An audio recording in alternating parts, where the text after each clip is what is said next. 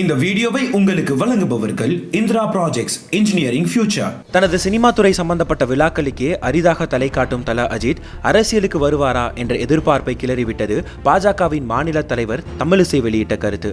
பொங்கலை ஒட்டி வெளியான அஜித்தின் விஸ்வாசம் படம் பரவலான வரவேற்பை பெற்றுள்ள நிலையில் கோவையில் அஜித் ரசிகர்கள் சிலர் தனிப்பட்ட முறையில் பாஜகவில் சேர்ந்தனர்.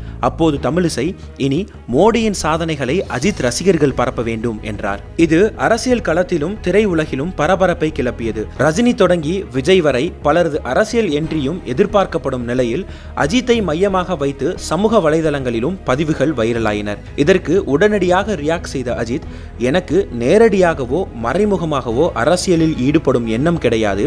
என் மீதோ ரசிகர்கள் மீதோ அரசியல் சாயம் வந்துவிடக் கூடாது என்பதால் தான் ரசிகர்கள் இயக்கங்களை கலைத்தேன். என் பெயரோ படமோ எந்த ஒரு அரசியல் நிகழ்விலும் இடம்பெறுவதை நான் விரும்பவில்லை என தெளிவாக அறிக்கை வெளியிட்டார். அஜித்தின் மேலாளர் சுரேஷ் சந்திராவிடம் நாம் கேட்டபோது, ரசிகர்கள் ஆர்வ மிகுதியால் அவரவர் விருப்பத்திற்கு ஏற்ப அரசியல் கட்சிகளுக்கு ஆதரவு தெரிவிச்சுட்டு வந்தாங்க.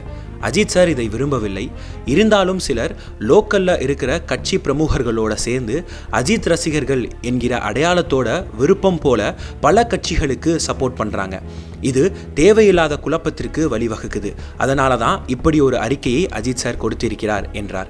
தமிழ்நாட்டில் எப்படியாவது வாக்கு வங்கியை உருவாக்க வேண்டும் என நினைக்கும் பாஜக பொங்கல் ஹிட் படமான விஸ்வாசம் ஓடிக்கொண்டிருக்கும் நிலையில் அஜித்தை குறிவைத்து சர்ச்சையாக்கியிருந்தாலும் கடந்த சில மாதங்களாகவே அவருக்கு வலைவீசி வந்தது. ரஜினி சரியான பிடி கொடுக்காத நிலையில் அஜித்தின் நண்பர்களில் யார் யார் பாஜகவுடன் தொடர்பில் இருக்கிறார்களோ அவர்கள் மூலம் அஜித்தை வளைக்கும் முயற்சிகளை மேற்கொண்டு வந்ததை பாஜக வலையில் அஜித் என்ற கேள்விக்குறி தலைப்புடன் 2018 மார்ச் 9 இதழிலேயே நக்கீரன் ராங்கால் பகுதியில் செய்தி வெளியானது.